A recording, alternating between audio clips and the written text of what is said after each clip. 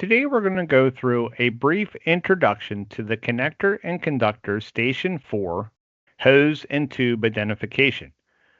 We're going to review the tools available at the station as well as review the available laminates and understand what information is available from those charts within the laminates.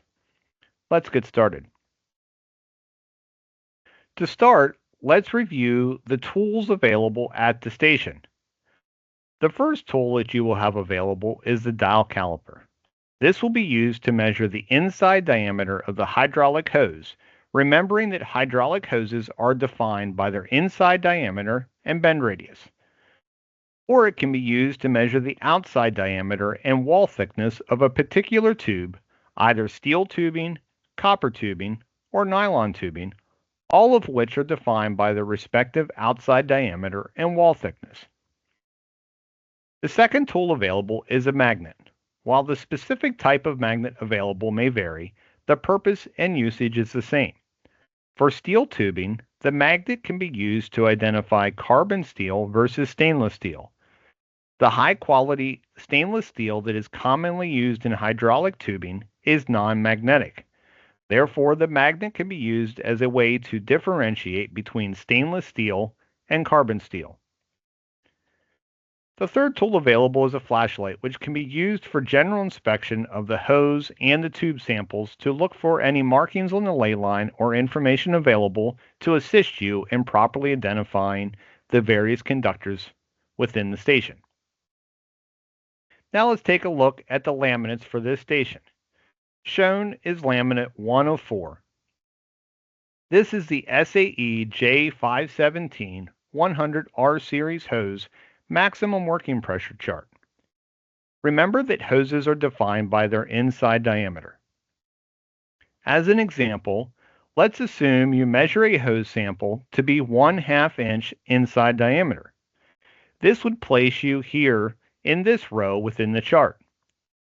Next, from an inspection of the ley line, it may be determined that the hose is an SAE 100R2 construction, placing you here within the column of the chart. You can then connect the row and column to determine the maximum working pressure of the hose, which in this case would be 3,988 psi or 27.5 megapascals.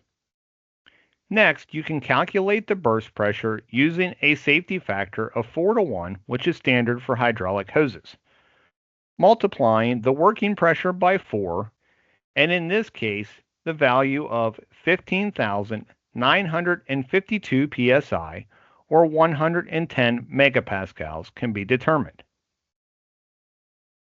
There is one other important note to share about the SAE J517 100R series hose chart that is shown.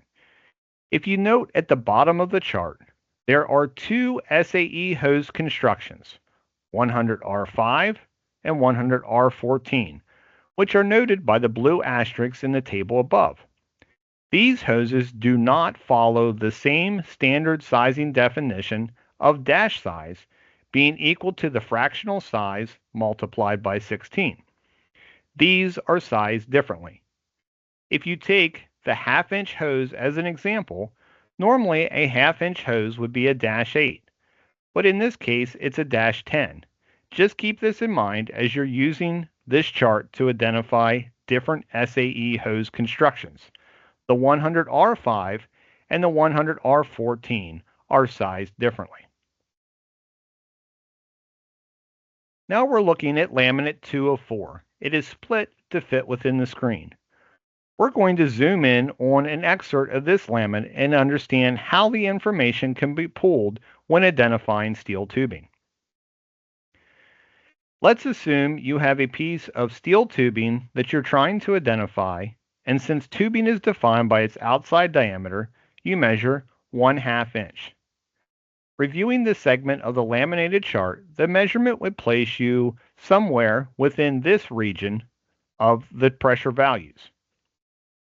The next step would be to determine the wall thickness from an end that has been properly deburred. You can use your dial caliper, and let's assume you take a measurement of 0.050 inches. From the chart, you can determine that the closest wall thickness to the measurement that you identified would be 0.049 inches, indicating this is the actual wall thickness that is on the pressure rated chart. Be sure to use the values from the chart and not those from the actual measurements of the tube sample. Next, you can use a magnet to determine if it's carbon steel or stainless steel tubing. Let's assume that you measure the device with the magnet and determine it to be magnetic. This would indicate that it is carbon steel. This points you to the center set of columns within the table so that you can identify the burst pressure and the corresponding working pressure. From this, we can select our burst pressure. Specifically to the example that we're identifying, we would identify 9,800 psi as the rated burst pressure. Then within the chart, there are options for both 4-to-1 and 6-to-1 safety factors. If we assume a 4-to-1 safety factor, we can read the chart to determine the rated working pressure. In this case, it would be 2,450 psi. If a different safety factor were desired, you could calculate the working pressure by taking the burst pressure divided by your desired safety factor.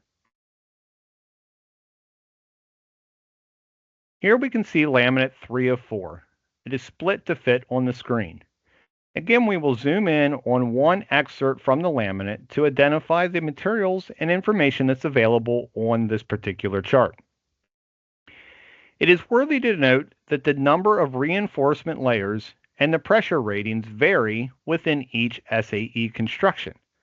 However, from this excerpt, we can see that the 100R2, 100R3, and 100R4 all can have 2 reinforcement layers.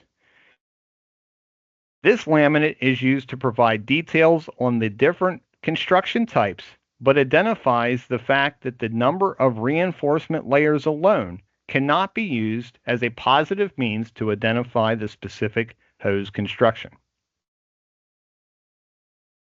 Now we can see laminate 4 of 4. Again, we're going to zoom in and look at one specific example to help identify the information that's available. This laminate identifies characteristics of different SAE construction hoses, all within the SAE J517 standard. Specifically, we can look at this one and see that the 100R13 construction has an option for both 4 and 6 reinforcement layers. Again, this identifies that the number of reinforcement layers alone cannot be used as a means to positively identify a specific SAE J517 100R series hose construction type.